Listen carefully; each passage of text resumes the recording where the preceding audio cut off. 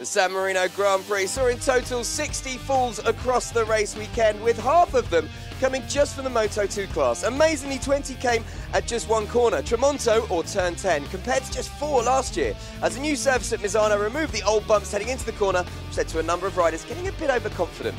So let's start with this low side from Australia Galizia 00's Mark Vidies, Alex Marquez during Moto2 qualifying. The reigning Moto3 world champion just losing the rear as he gets on the gas. You can see it better here. Watch the rear tyre slide out of alignment as he twists the right wrist that fraction too early. Marquez would unfortunately also go on to crash out of the race on Sunday. Sticking with Moto2 qualifying, check this out. Tech 3's wildcard Javi Vierge's bike decides it fancies a go by itself. Vierge ran slightly wide at turn 10, lost it, but then the bike picks itself up and veers across track twice, miraculously not hitting anyone else in the process before deciding it's had enough and coming to a rest against the barriers.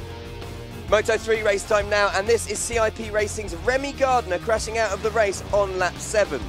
After an excellent start that had seen him up into 18th position after starting from 27th on the grid, the Aussie just losing the rear at Quercia turn 8 and was forced to retire from the race. MotoGP time now, and Alex De Angelis on the E-Motion Iota Racing ART bike was one of the riders to fall foul of the infamous Tremonte corner at turn 10. This time in FP3, the man from San Marino just overcooking it slightly and having the rear come around on him. Sticking with MotoGP and the Tremonte corner, this time it was Andrea Iannone who would feel the wrath of the new surface. As you can see here in the background, he just got a little bit too cocky, tried to carry too much speed, and ended up with a trip through the gravel. As you can see, while he was okay, his GP15 had seen better days.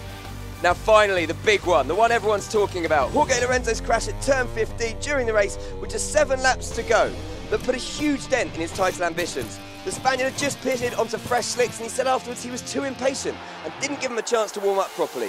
It was the first time Lorenzo had failed to score points since Valencia in 2014, and it meant that Valentino Rossi extended his lead in the standings over his teammate to 23 points. Lynn Jarvis's face says it all there. And that's your crash analysis from Misano. Incredibly, even with the mixed conditions, there were only 15 crashes on race day compared to last year's 25 and 60 across the whole weekend compared to 2014's 109. Up next is the Grand Premio movie star at Aragon on the 27th of September.